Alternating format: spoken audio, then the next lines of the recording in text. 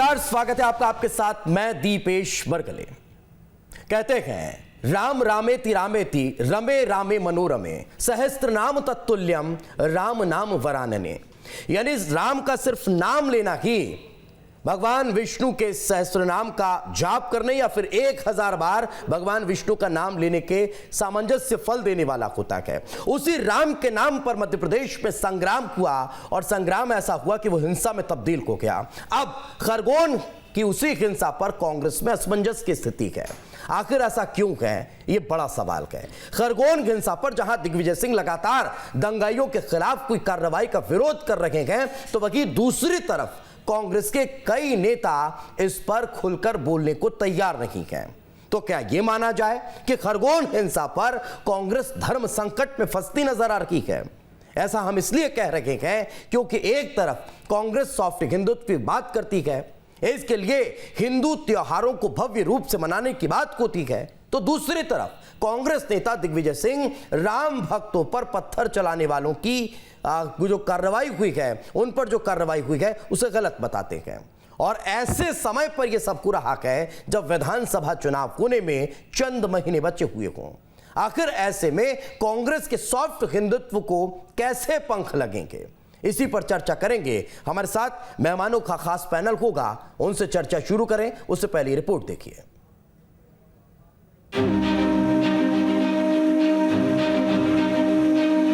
मध्य प्रदेश में त्योहारों के जरिए कांग्रेस ने सॉफ्ट हिंदुत्व की राजनीति शुरू की थी, लेकिन कांग्रेस की इस कवायद पर खुद कांग्रेस में ना तो एकजुटता दिख रही है, ना ही एक मत। धार्मिक आयोजन कर हिंदुओं में अपना जनाधार और मजबूत करने के लिए कांग्रेस ने हिंदू त्योहार भव्य रूप से मनाने की रणनीति बनाई थी। लेकिन रामनवमी के दिन खरगोन में हुई घटना ने एक बार फिर कांग्रेस को बैकफुट पर ला दिया है। पहले कांग्रेस विधायक आरिफ मसूद ने प्रदेश अध्यक्ष कमलनाथ के सॉफ्ट हिंदुत्व वाली राह पर आपत्ति जताई थी। अब खरगोन मामले में दिग्विजय सिंह के ट्वीट ने आग में घी डालने का काम किया है।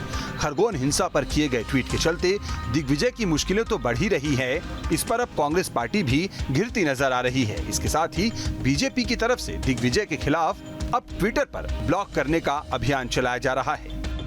आज से हमने मुहिम की। आज मैंने स्वयं भी दिग्विजय सिंह जी के अकाउंट को ब्लॉक करने के लिए रिपोर्ट की है ट्विटर को। दरअसल खरगोन हिंसा पर दिग्विजय सिंह ने 11 अप्रैल को एक ट्वीट किया था। ट्वीट के साथ एक तस्वीर अटैच थी जिसमें एक शख्स मस्जिद की मीनार पर चढ़कर भगवा झंडा लगा रहा था। दिग्विजय ने लिखा था, तलवार लाठी लेकर धार्मिक स्थल पर झंडा लगाना क्या उचित है। दिग्विजय ने जिस तस्वीर को खरगोन का बताया था, दरअसल वो तस्वीर बिहार की निकली। गलती का एहसास होने पर दिग्विजय ने ये ट्वीट को कुछ ही घंटों बाद डिलीट कर दिया था। दिग्विजय सिंह लगातार खुलकर पत्थरबाजों की मुखालफत कर रहे हैं। पहले बिहार की घटना को मध्य प्रदेश का बताया और अब इस मामले पर बीजेपी पर सांप्रदायिक एजेंडा चलाने का आरोप लगा रहे हैं। सांप्रदायिक उन्माद के खिलाफ बोलने से मेरे खिलाफ अगर मुकदमा दायर 1 लाख हो जाए तो मुझे चिंता नहीं है। खरगोन के दंगा प्रभावित इलाकों में हालात अब भी खराब है। हिंसा को लेकर आरोपियों के खिलाफ लगातार अभियान चलाया जा रहा है, लेकिन सरकार की कार्रवाई को लेकर विपक्ष लगातार सवाल उठा रहा है। एक तरफ कांग्रेस सॉफ्ट हिंदुत्व की बात करती है और दूसरी ओर राम भक्तों पर पत्थर चलाने वालों के खिलाफ की गई कार्रवाई को गलत बताती है। विधानसभा चुनाव में अब भी काफी कम समय रह गया है। ऐसे में कांग्रेस अभी से दुविधा में नजर आ रही है। ऐसे में सवाल उठना लाजमी है कि क्या दिग्विजय सिंह कांग्रेस के सॉफ्ट हिंदुत्व की राह पर खुद ही कांटे बोने का काम कर रहे हैं। Team news state. तो जब एक तरफ हम सॉफ्ट हिंदुत्व की तरफ आगे बढ़ रहे हैं, तब फिर ऐसे मसले को लेकर जब सत्ता पक्ष और विपक्ष उन लोगों के साथ खड़ा दिखाई देना चाहिए, फिर क्यों नदारद नजर आता है। ऐसे मसले पर आज हम चर्चा करने वाले हैं। चैतन्य भट्टी जी हमारे साथ जुड़ेंगे, वरिष्ठ पत्रकार हैं। सर बहुत बहुत स्वागत है आपका। राजपाल सिंह सिसोदिया जी हमारे साथ हैं, बीजेपी के प्रवक्ता हैं। सिसोदिया साहब आपका बहुत बहुत स्वागत है। आनंद जाट जी हमारे साथ हैं, कांग्रेस का पक्ष रखेंगे। आनंद जी बहुत बहुत स्वागत है आपका। शुरुआत आप ही से करते हैं। आनंद जी, कांग्रेस कहीं इस खरगोन मसले को लेकर किसी दुविधा में है, और अगर है तो कहीं इसका कारण सॉफ्ट हिंदुत्व को लगता धक्का तो नहीं?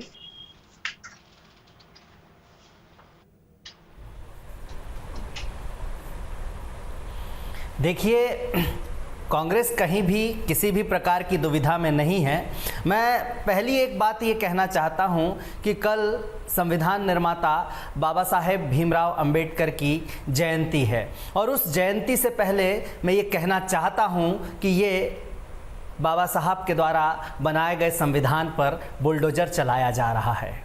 एक ऐसे समय में जब हम कहते हैं कि भारत लोकतंत्र है, तो लोकतंत्र की सबसे जो आधारभूत संरचना है उस संरचना में तीन चीजें बहुत महत्वपूर्ण होती है। एक होती है विधायिका, दूसरी होती है कार्यपालिका और तीसरी होती है न्यायपालिका। और ठीक ऐसा ही प्रशासन के मामले में होता है कि अगर कोई व्यक्ति किसी कानून का उल्लंघन करता है तो उसके खिलाफ जांच करने का काम कि इस कानून का उल्लंघन किया है तो वो पुलिस करती है और जांच करके वो प्रोसिक्यूशन में लाकर छोड़ देती है और प्रोसिक्यूशन की पूरी प्रोसीडिंग जो है वो सरकारी वकीलों के माध्यम से लड़ी जाती है और उसे सरकार के द्वारा जो भी जरूरी संसाधन उपलब्ध कराने होते हैं वो कराए जाते हैं। तीसरी बात होती है न्यायपालिका की। तो मेरा जो पहला सवाल है वो ये है कि किस प्रकार से जो बुलडोजर चलाया जा रहा है। पहली बात तो यह है कि बुलडोजर कानून व्यवस्था के ध्वस्त होने का प्रमाण है। यह कहीं से भी निर्माण का प्रतीक नहीं है, यह विध्वंस का प्रतीक है। और विध्वंस इसलिए कि अपराध घटित होने के बाद आप अपराधियों पर किसी भी तरह की कार्रवाई कर दीजिए, जो नुकसान हो चुका है उस नुकसान की भरपाई उससे नहीं हो सकती। मैं ये जानना चाहता हूं कि ये इंटेलिजेंस फेल्योर नहीं था क्या? ये क्या प्रशासन और सरकार जो है वो जुबानी जमा खर्च कर रही थी? क्योंकि मुझे लगता है कि हर बड़े छोटे मसले पर मध्य प्रदेश के गृह मंत्री बयान देते हैं, लेकिन कानून और व्यवस्था पर उन्हीं की पार्टी के शायद कुछ लोग हैं जो उन्हें फेल दिखाना चाहते हैं। मैं समझता हूं कि ये भारतीय जनता पार्टी के अंदरूनी गुटबाजी की वजह से इतना बड़ा इंटेलिजेंस और प्रशासनिक फेल्योर सामने आया है। और रही बात कांग्रेस की भूमिका की, तो कांग्रेस जो है वो भारत के नागरिकों के पक्ष में हमेशा खड़ी है। वो हिंदू मुसलमान या किसी और चश्मे से लोगों को नहीं देखती है, वो नागरिकता के चश्मे से देखती है। और तो फिर अगर किसी और चश्मे से आनंद जी, अगर कांग्रेस पार्टी इस मसले को या फिर हिंदुस्तान के किसी भी मसले को नहीं देखती, तब फिर ये सवाल नहीं सुन लीजिए ना सर, बहुत देर आपको बोलने का मौका दिया मैंने। मैं इसलिए सवाल खड़ा कर रहा हूं सर कि जब वहां पर दंगाई ये चिल्लाते हुए नजर आए कि रेप करेंगे, जब वहां पर दंगाई लोगों को मारते हुए नजर आए, तब अगर उनके मकानों को ध्वस्त किया जा रहा है तो कांग्रेस को इतनी दिक्कत क्यों हो रही है? सवाल नंबर एक। दूसरा ये कि आप उन पीड़ितों के साथ खड़े हुए क्यों नजर नहीं आ रहे हैं जिनके परिवार तबाह हुए हैं, जिनके घरों को नुकसान पहुंचा है, जिनको पत्थर लगे हैं, जिनके शरीर पर जले हुए के निशान नजर आ रहे हैं? आप उनके साथ तो खड़े नहीं नजर आ रहे हैं। आप उनके साथ खड़े हुए क्यों नजर आ रहे हैं जिनके मकानों पर अब कार्रवाई को रखी है? तीसरा एक और सवाल यह है कि अलग अलग राय कांग्रेस पार्टी की क्यों दिखाई दे रही है? एक तरफ दिग्विजय सिंह आज इंदौर में कहते हैं कि यह तो बीजेपी की साजिश है, कुछ मुस्लिम संगठन उनके साथ खड़े हुए हैं और वो अब इस पूरे मसले को साजिश के तहत अंजाम देने के काम में जुटे हुए हैं। दूसरी तरफ आप कह रहे हैं कि यह कार्रवाई गलत है, हम तो सौहार्द की बात करते हैं। नजर नहीं आता ना सर, विरोधाभास पार्टी में है, इसीलिए सवाल खड़ा होता है कि दुविधा कहां पर है। मैं बहुत अच्छी बात, बहुत ही अच्छा सवाल आपने पूछा है। दीपेश जी, एक सवाल था कि आपके खिलाफ किसी थाने में शिकायत कर दी जाए और वो जो व्यक्ति शिकायत करे वो भारतीय जनता पार्टी का हो, तो ये देखा जाना चाहिए कि शिकायत की जो जांच होनी चाहिए कि इस आदमी ने गलत किया है या नहीं किया है, या आपका घर जमींदोज कर दिया। सर, अगर वीडियो में मैं किसी पर पत्थर मारता हुआ दिख रहा हूं तो क्यों नहीं मेरे घर को बुलडोजर से उड़ा देना चाहिए? बोलिए ना। मैं अगर किसी को तेजाब फेंककर जलाने की कोशिश कर रहा हूं तो क्यों नहीं मेरे घर पर बुलडोजर चलना चाहिए? दीजिए ना, तो चलाइए ना सर। अगर मैं उसमें इन्वॉल्व हूं तो फिर आप मेरे पक्ष पर खड़े रहने वाले कोई नहीं होते। इंटेलिजेंस फेल्योर है ये पूरी तरह से।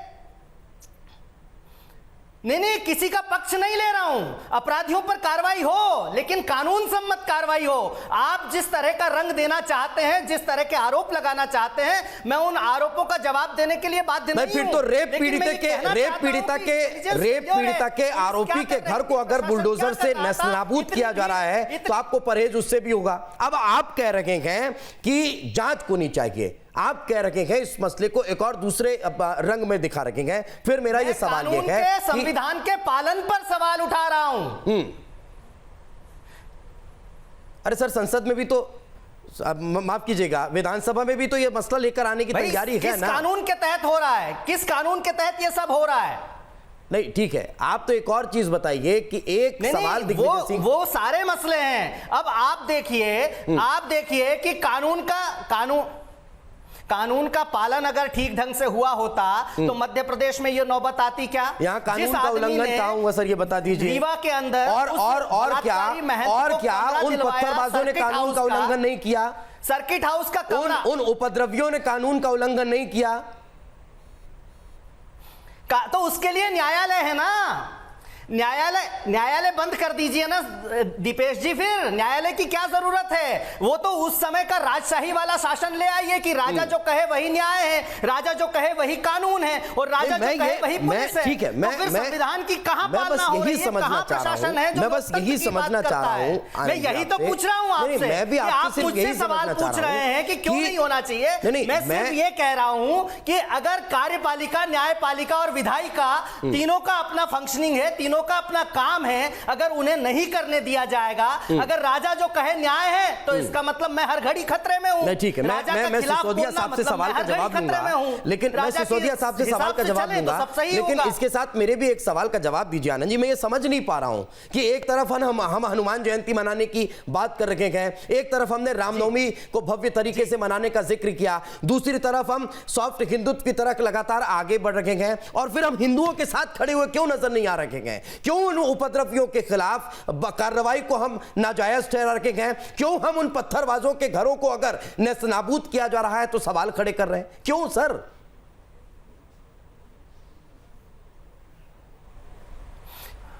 आप बहुत गलत तरीके से एक तो पत्रकारिता कर रहे हैं सर, क्योंकि मैं ये कहना चाहता हूं, मुझे आपके सर्टिफिकेट की आवश्यकता नहीं सर। दंगाई के 12 साल में मेरे पास बहुत सारे सवाल ही नहीं उठता है। कांग्रेस पार्टी, आप कांग्रेस पार्टी से मेरे पत्रकारिता की इसकी आवश्यकता नहीं सर। मेरे संस्थान में बहुत सीनियर हैं, मेरी पत्रकारिता को सही और गलत बताने वाले। आप बताइए, कांग्रेस पार्टी किस दंगाई के साथ खड़ी है? आप नाम बता दीजिए। अगर हम कह रहे हैं कि अपराधी जो है उसका काम न्यायालय द्वारा सजा देना है, तो इसमें अपराधी के साथ खड़े हो गए। वाह सर, गजब बात की आपने। हम अपराधी के साथ खड़े होने की बात नहीं कर रहे हैं। इंटेलिजेंस फेल्योर पर आपने किसी से सवाल पूछा है क्या? नहीं, तो मैं आपसे पूछ रहा हूं इंटेलिजेंस फेल्योर पर सवाल।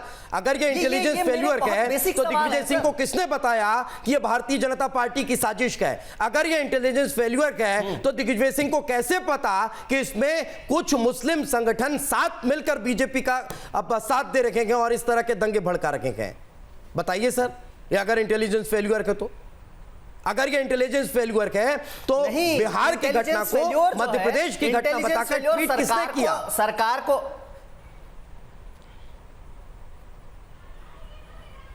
नहीं, वो चित्र उसमें लगा हुआ है, लेकिन उसमें कहीं भी नहीं कहा कि ये चित्र बिहार का नहीं है या खरगोन का है। इस तरह से चीजों को आप केवल जोड़ने की कोशिश मत कीजिए। पढ़िएगा, मैं डिलीट कर दिया, उसके बाद ये बात खत्म हो जाती है। मैं लौट रहा हूं, बहुत वक्त हुआ, हमने लगभग आधी डिबेट आप ही से चर्चा में निकाल ली। मैं राजपाल सिंह सिसोदिया, 3 दिन पहले से चल रहे हैं। मैं लौट रहा हूं सर। राजपाल सिंह सिसोदिया साहब, महत्वपूर्ण सवाल। कई आरोप आनंद जी लगाते हुए नजर आ रहे हैं कि आप लोग कानून के तहत काम नहीं कर रखे हैं, कानून सम्मत जो कार्रवाई होनी चाहिए वो नजर नहीं आ रही है सर।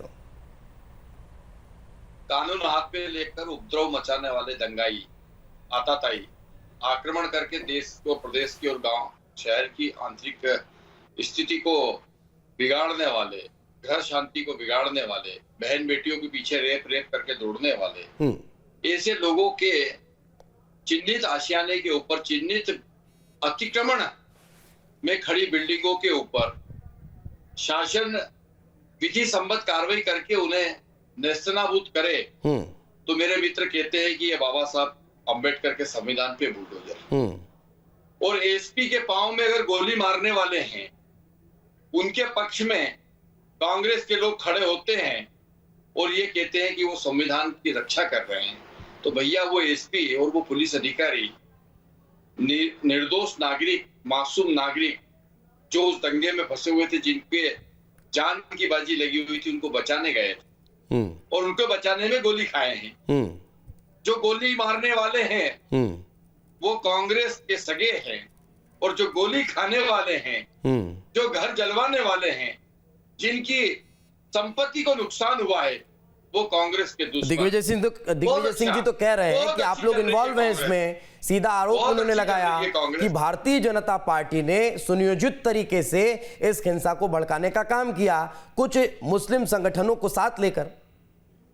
एक भी सबूत देते हो, और हमने सबूत दिया, उनने ट्वीट करा है जिसके अंदर एक मस्जिद के ऊपर भगवा झंडा फहराते हुए कहीं का फोटो लगा के उन्होंने दंगा भड़काने का काम करा। तो दंगा कौन भड़का रहा है? दंगा कांग्रेस के नेता भड़का रहे हैं। कांग्रेस अध्यक्ष स्पष्टीकरण दे। कमलनाथ जी अभी तक चुप्पी साधे हुए क्यों? कहे वो कि ये उनका षड्यंत्र है, या कहे कि उससे कांग्रेस को कोई मतलब नहीं है, दिग्विजय सिंह जाने और उनका काम जाने। ठीक, पर चुप रहना इस बात का द्योतक है कि कहीं न कहीं कांग्रेस अपने मूल चरित्र में आ चुकी है मध्य प्रदेश। और कांग्रेस का मूल चरित्र क्या है?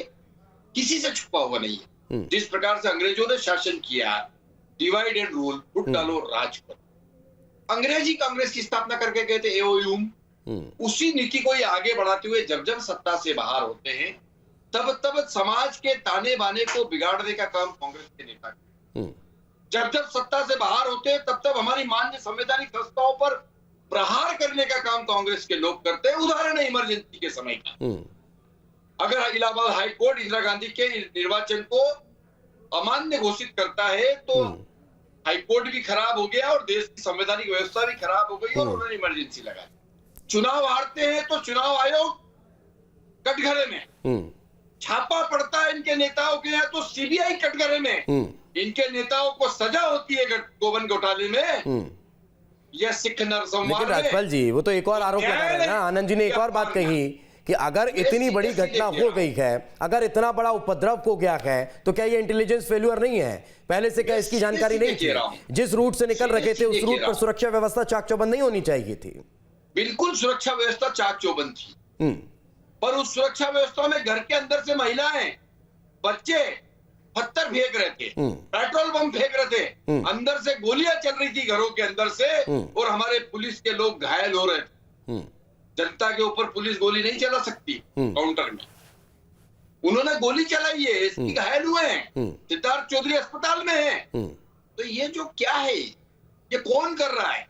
तो मैं ये जो मूल बात बता रहा था कि कांग्रेस अपने असली चरित्र में आई है। समाज को तोड़ना, बांटना और सत्ता में आना, ये कांग्रेस का पुराना स्ट्रगल रहा है। उदाहरण सहित मैं बता सकता हूँ, आज कांग्रेस फिर से समाज के अंदर वैमनस्य फैलाने के लिए सामने आई है और प्रमाणित हो रहा है। अभी तो इस मसले को लेकर कांग्रेस ही बटी बटी नजर आ रही है और आप कांग्रेस के द्वारा इस पूरे मसले को बांटने की बात कर रहे हैं। मैं लौट रहा हूँ आपके पास, जवाब लूंगा, सिसोदिया साहब जवाब लूंगा। चैतन्य भट्ट सर से कमेंट ले लेता हूँ, बहुत देर से हमारे साथ चर्चा में जुड़े हुए हैं। मैं लौट रहा हूँ सर, बट सर माफी के साथ एक महत्वपूर्ण सवाल यही, कांग्रेस क्या वाकई में आपको ऐसा लग रहा है कि इस पूरे मसले को लेकर असमंजस की स्थिति में है? एक तरफ कुआ दूसरी तरफ खाई क्या कांग्रेस को नजर आ रही है, या फिर खरगोन जैसी हिंसा कांग्रेस के लिए उगलो या निगलो जैसी स्थिति हो गई है? समझ नहीं आ रहा है कि दिग्विजय सिंह के बयान को अब समर्थन किया जाए या फिर इसका विरोध किया जाए खुलकर, या इस खरगोन मसले को लेकर हिंदू पक्ष के समर्थन में खड़े रखेंगे या मुस्लिम पक्ष के समर्थन में खड़े रखेंगे? मैं खुलकर इसलिए कह रहा हूं कि 2023 बहुत नजदीक है। देखिए दीपेश जी, कांग्रेस की जहां तक बात है तो मुझे लगता है कांग्रेस बहुत ज्यादा कंफ्यूज है।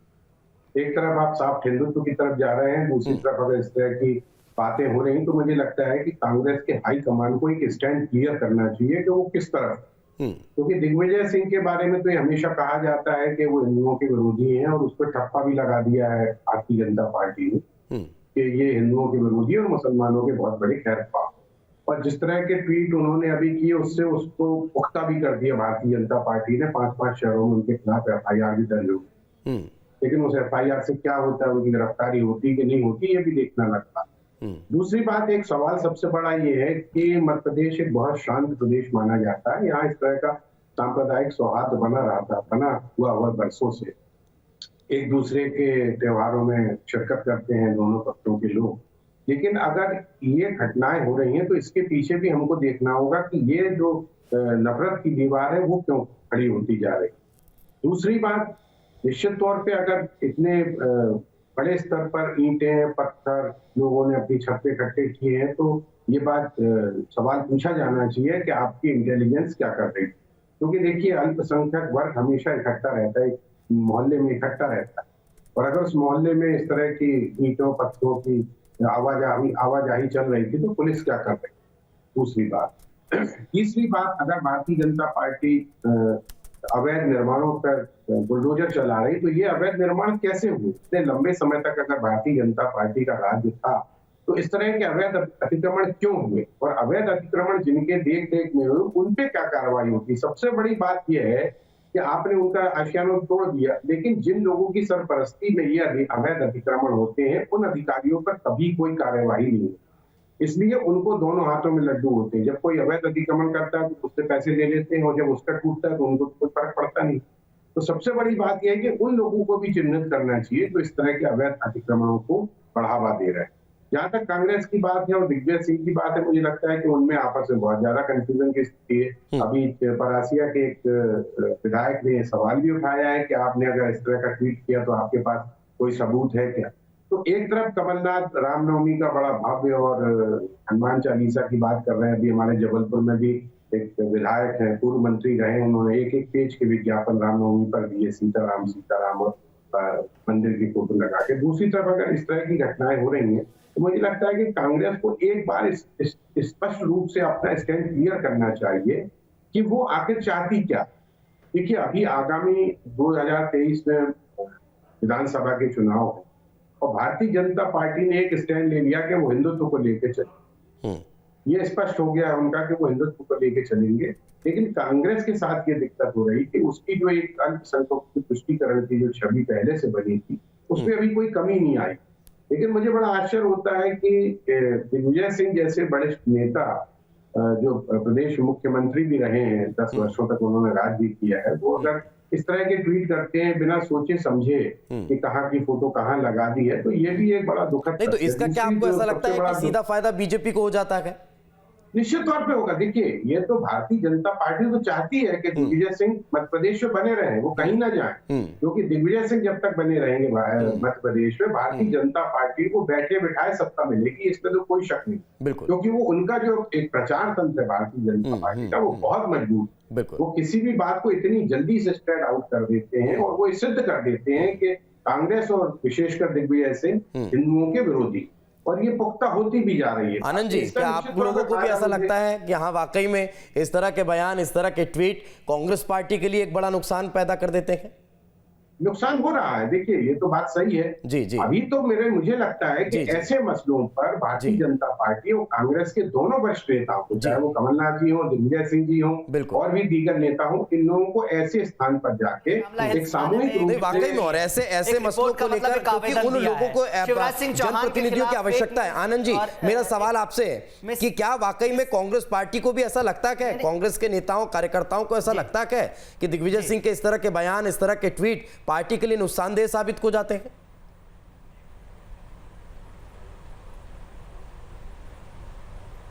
नहीं, देखिए इसमें दो अलग अलग बातें हैं। मध्य प्रदेश में दो तरह के कानून चलते हैं। पहली बात तो यह है कि जब ट्वीट डिलीट कर दिया गया तो बात खत्म हो जानी चाहिए। ठीक है, बात खत्म नहीं हो रही है, कोई बात नहीं, लेकिन उसी तरह का एक ट्वीट डिलीट होने के पहले कितने लाइक और कितने कमेंट उस पर थे, कितने शेयर उस पर थे, आपने देता हुआ शिवराज सिंह, कोई शिवराज सिंह, सुन तो लीजिए आनंद जी, बात तो सुनिए, आप सुन तो लीजिए सर। एक ऐसा नेता जिसका पूरे देश में प्रभाव को वो एक ट्वीट करे और 15 मिनट बाद उस ट्वीट को डिलीट कर दे, तब तक न जाने कितने लोग उसे लाइक कर देंगे, कितने शेयर कर लेंगे, कितने कमेंट कर देंगे और उससे कितने लोग प्रभावित हो जाएंगे, ये भी तो सोचना पड़ेगा। स्क्रीनशॉट चल गए।